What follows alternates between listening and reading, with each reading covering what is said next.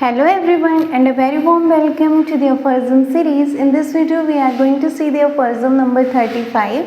So till now we have seen कि only homeopathy can treat it, है ना? Because there is a stronger and there is a similar type of the artificial disease that is created in the human body. But what if the disease is of dissimilar nature? So in this video we are going to see if the artificial disease are dissimilar disease, है ना? Dissimilar अगर होता है तो क्या होता है ना? Dissimilar. So we are going to see about the dissimilar type of disease.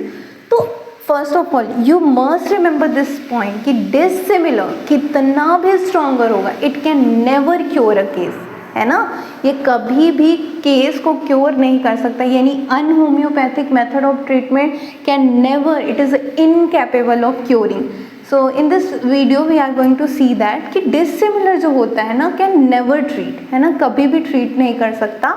तो उसको बताने के लिए कुछ हमको नेचर से एग्जाम्पल उठाना पड़ेगा. Like we are just saying कि हाँ नहीं कर सकता, ऐसे तो काम चलेगा नहीं. We must give prove for that. So Hahnemann अपने नेक्स्ट टू नेक्स्ट अपॉर्जम में यही सब बातें करेंगे, प्रूफ देंगे, ठीक है. तो हम लोग अभी जो आगे अपॉर्जम्स आने वाले हैं उसमें क्या क्या डिस्कस करेंगे. वी विल सी कि अगर स्ट्रॉन्गर है ना, डिसिमिलर ही चलेगा, है ना.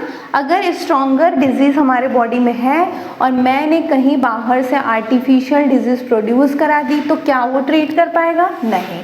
अगर हमारे बॉडी में स्ट्रॉन्गर पहले से और वीक हमने दिया तो रिपेल हो जाएगा. यू नो, है ना, कि अगर आपके पास कोई वीक आता है तो आप उसको बिल्कुल भी भाव नहीं देते, आप उसको रिपेल करते हो, उधर भागो, है ना. So this is what the case of the first. Second क्या होता है, अगर हमारे बॉडी में ऑलरेडी वीकर है ना, और हमने कोई स्ट्रॉन्गर डिजीज़ आर्टिफिशियली प्रोड्यूस कराया तो हमारी बॉडी जो वीकर वाला सेक्शन है हमारा दब जाएगा, है ना, और जो नई डिजीज़ आई है स्ट्रॉन्गर वाली वो उभर के सामने आएगी, यानी जो पुरानी डिजीज़ है वो क्या हो जाएगी, सस्पेंड हो जाएगी. थर्ड केसेस में हम लोग देखेंगे कि स्ट्रॉन्गर है हमारे बॉडी में खुद और स्ट्रॉन्गर हमने प्रोड्यूस भी करा दी तो दो डिजीज़ फॉर्म हो जाएंगे, जिसे कहते हैं डबल कॉम्प्लेक्स डिजीज़. तो कॉम्प्लेक्स डिजीज़ फॉर्म हो जाएंगे. तो अगर आप डिसिमिलर देते हो ना तो ये सारी चीज़ें आती हैं. और आप देखते हो एलोपैथी में हम लोग कोई रिलेशन नहीं देखते, यानी डिसिमिलर ही करते हैं. तो यहाँ पे हैनीमैन बताएंगे कि कैसे डिसिमिलर मेथड ऑफ ट्रीटमेंट कभी भी क्योर नहीं कर सकता.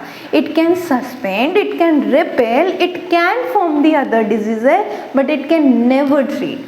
Treatment could only be possible only with the help of similar and stronger artificial medicines. Okay, so in the next aphorism we will see all these cases. ठीक है, ये सारे cases देखेंगे. So hope you got this aphorism. Thank you.